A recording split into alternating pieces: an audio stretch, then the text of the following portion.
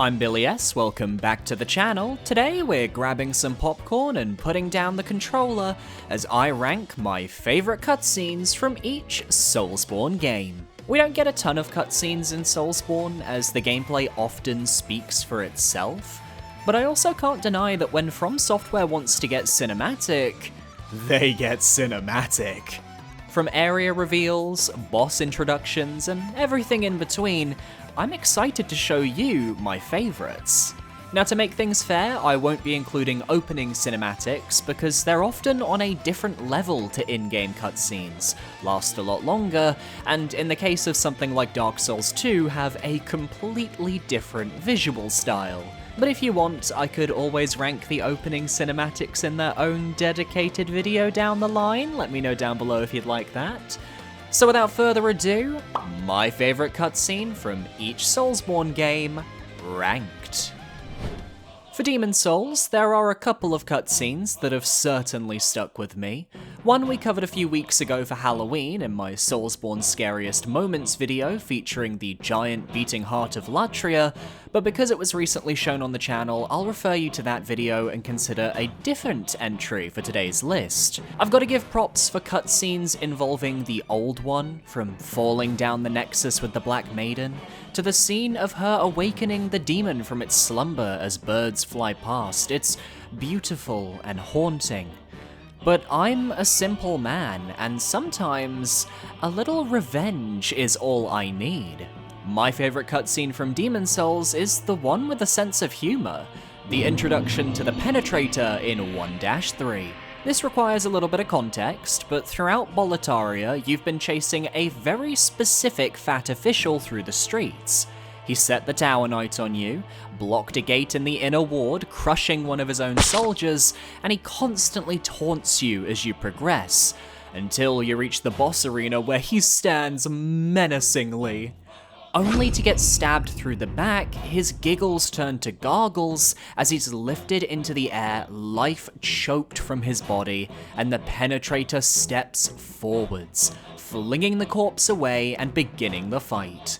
The Penetrator being the first true 1v1 night boss of Soulsborne is a big deal, and the intimidation factor is through the roof because of his introduction. And of course, the PS5 remake did this cutscene justice too, keeping most of the camera work intact and just adding more blood that coats the Penetrator's sword with that dark scarlet red. Other boss battles like the Storm King or Flame Lurker or False King Allant have great introductory cutscenes too, but that added aspect of the fat official and the bait and switch is what seals the Penetrator intro as my favourite cutscene in Demon Souls. For Dark Souls, I have like 10 different picks. It could honestly be its own list, yet I narrowed it down to 2 honourable mentions and my main pick. In third, we have the reveal of Anor Londo, where you're whisked away from Sen's fortress and hit with that golden shimmering light of the City of the Gods. It's one of the most impactful moments in Soulsborne, and while I'm not as high on Anor Londo as most people, I think it's the sort of cutscene that sticks with you and shows you've truly progressed in-game. My runner-up is the alternate Sif boss introduction, which can only be obtained by rescuing Sif in the DLC.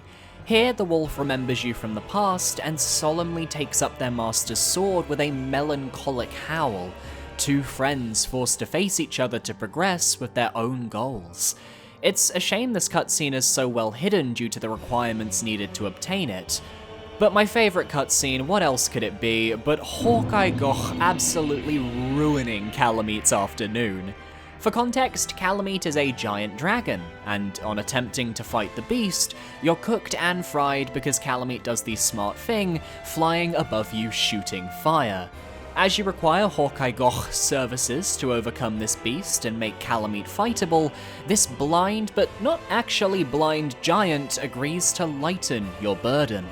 It's a whole story, but the gist of it is that his helmet is filled with resin that stops him from seeing and he just assumes he's blind, which makes him setting up an arrow and launching it directly into Kalameet all the more impressive.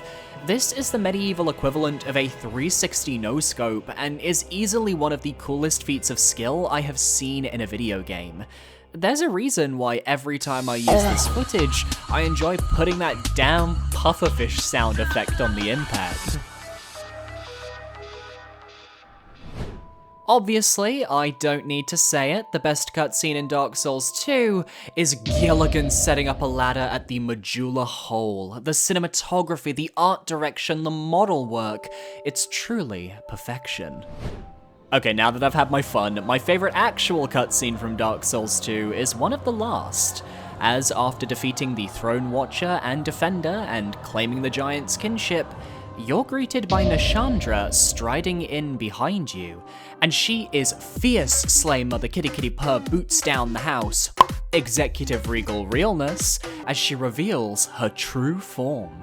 Looking like the bride of Nito with her skeletal gown and ribcage couture, wielding an awesome scythe and bringing the gravitas needed for a final boss. Her voice is warped yet soft, filled with selfishness. She runs a finger across her scythe, which only real badass people can do, and lifts her arms to the heavens, asking us to become one with the dark. Her actual boss battle falls flat by comparison, but the power she commands in her cutscene is astounding.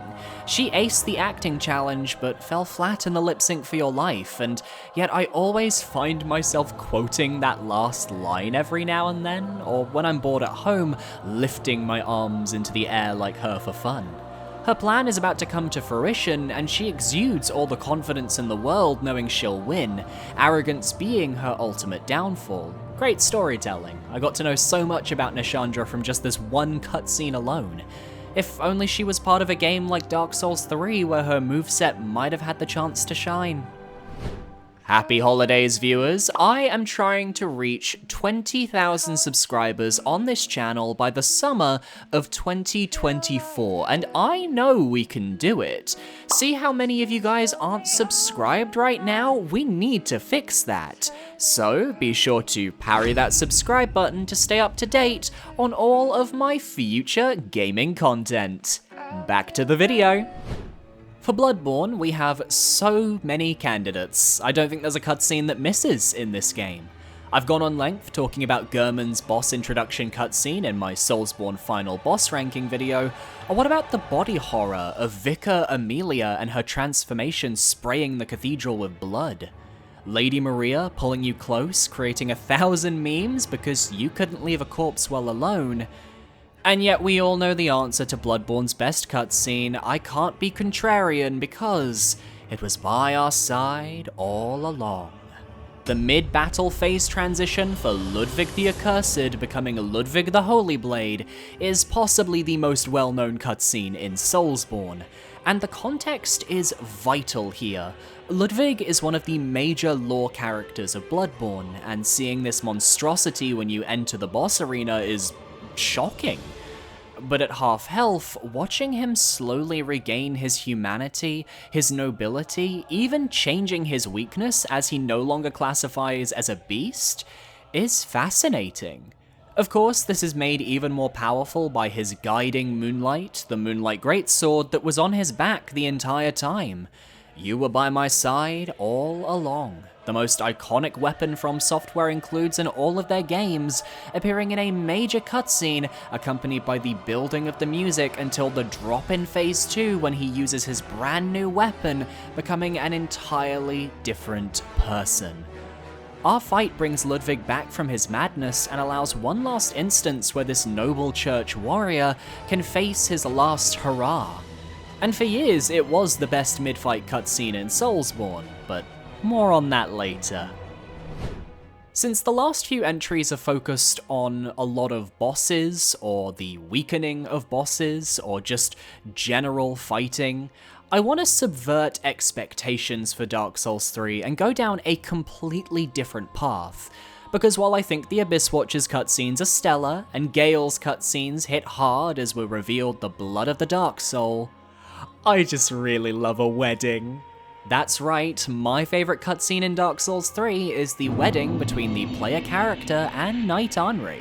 Found in the Dark Moon tomb, you're given a ceremonial sword, told to meet your spouse, the cake has been prepared, the bouquet is ready to be thrown, the rings have been polished. and Henri awaits lying unconscious on the ground with a cloth over their face.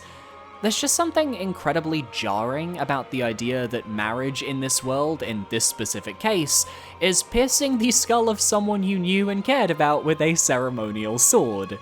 It's made a bit easier when you realize Henri isn't actually dead though, as they later appear in the Lord of Hollows ending cutscene, and then remembering that Henri is an undead, so of course being pierced in the skull wouldn't perma-kill them, they'd just respawn.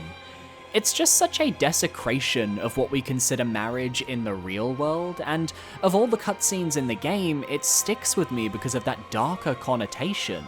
It's got a bit more depth than you first think, and I just feel like highlighting some of From Software's non-boss moments, especially because the last two entries on this list are boss-focused. So Sekiro arguably has the best cinematography of any of the Soulsborne games, with some genuinely amazing cutscenes. Arriving at Ashina Castle to rescue Kuro, any scene involving Wolf and Owl, Emma the Gentleblade's introduction where she deftly deflects Owl's shuriken, Genichiro's transformation into his Way of Tomoe form, the reveal of the Divine Dragon, I can go on. But my favourite cutscene from Sekiro is possibly one of my favourite cutscenes in Soulsborne, and that's the return of Isshin Ashina at the end of the game. Genichiro is unable to defeat you, even with his own Mortal Blade technique, and in his desperation and tragedy, he commits Sudoku. Using the Black Mortal Blade and its connection to the underworld, his will brings Isshin back from the dead to carry on his grandson's wish, as per the terms of whatever contract revived him, and I will never forget the imagery of seeing an old man climb out of the fatal neck wound of his grandson, taking up his sword in what can only be described as one of the most badass moments in a video game.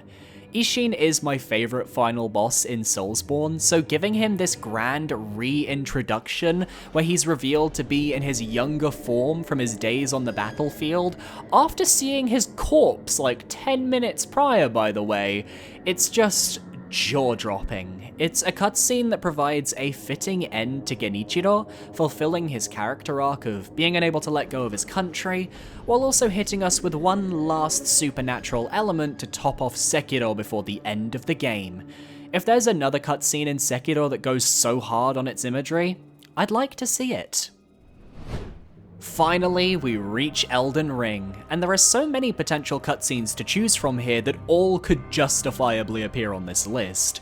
The reveal of Morgoth as he laments the Shard-bearers who abandoned their thrones, Melania's introduction with the most intimidating line of dialogue that becomes significantly less intimidating as she repeats it on every failed attempt of her boss fight, Mohg slithering out of Miquella's egg like the creepy older uncle he is, Godric the Grafted cutting off his own arm and fisting a dragon corpse to create a flamethrower, putting a ring on your girl Rani, Godfrey tongue-popping his lion and becoming Hoarah-Lou. But once again, horrific imagery stands tall, as my favourite cutscene in Elden Ring is the one that made me feel absolutely sick to my stomach. It's the reveal of Rykard, Lord of Blasphemy. As the serpent lays unconscious, Rykard takes control, wakes up, has a single look at you, and his bored-ass face is like, "Very well." The man could not give less of a fuck about you, just casually thrusting his arm into the serpent's mouth and protruding the most disgusting-looking sword I have ever seen. I'm not squeamish most of the time, but the blasphemous blade reveal, ugh. It reminds me very heavily of the imagery from the ending of Berserk, where Griffith does what Griffith does and everything goes to shit, you know the one. All of this topped off with the cherry of the campiest voice acting. "Together we will devour the very gods." The power that has, the intelligence that has, the clearance that has, the access that has, the influence that has, the profile that has, the international implications that has. I think every boss in Elden Ring likely has its cutscene defenders, but for me, it's Rykard that stands head and shoulders above the rest, because he has the most important thing of all: family. And that's my list. Which of these cutscenes is your favorite? Let me know down below, and be sure to parry that subscribe button to stay up to date on all of my future videos. My socials are on screen now, feel free to follow where you feel comfortable. I recommend my Twitter, my Blue Sky, or my Discord, whatever feels comfortable for you. A massive shout out to my patrons over on Patreon for supporting me for another month, thank you so much, and I'll see you guys next time. Adios.